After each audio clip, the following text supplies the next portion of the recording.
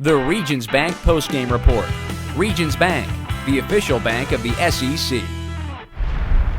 With head coach Frank Haith after the Tigers outlast Bucknell on Saturday by 2 points. And coach, you're just saying to me, good hard-fought game. That is a good team over there from Bucknell. And how big of a win is this for you guys to outlast them and pick it up? Oh, a huge win. I mean, you play a team that's an RPI team. They're one of the best teams in the Patriot. Them and Lehigh, and this team won the conference last year. And they got a lot of those guys back. And Muscala's a pro. I mean, he's a great talent, and they're well coached. They play position defense, which you got to make shots. And tonight we weren't making shots, so they made it tough on us. And when it happens like that, you got to find a way to grind it out. And I thought in the second half, offensively, we were much better executing and not being impatient on both ends of the court.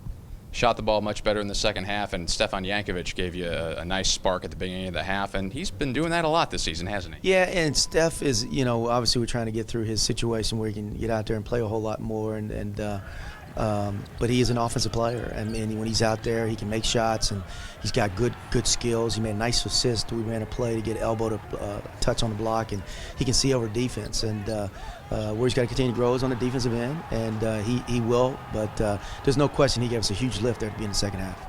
You don't always ask Phil Pressey to be a scorer, but he certainly was in this game. And what does it say about him that, at times it wasn't falling for him with his shot, but late in the game he comes up big and he drills some big shots for you? Yeah, and I think, they were going underneath on all the ball screens. And I think when you get in the rhythm of the offense, it's good. I think we took him quick in the first half, and he missed some shots too. But obviously he got his rhythm, and a lot of we anticipate him coming under on those ball screens, and we kind of flipped and rescreened, and he was getting lower, and then he obviously hit that big three there at the end.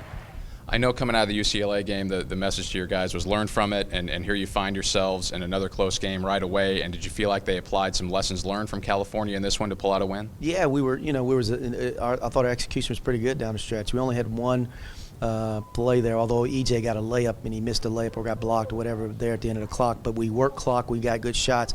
EJ hit a huge shot the play before that, and I thought we executed a lot better down the stretch. And on both ends, we had a couple of huge stops. And EJ's stop on Muscala had an ISO play for him, and we had a huge steal down there. So it was good to see. Those are winning plays, and those are the kind of plays you got to make to win basketball games.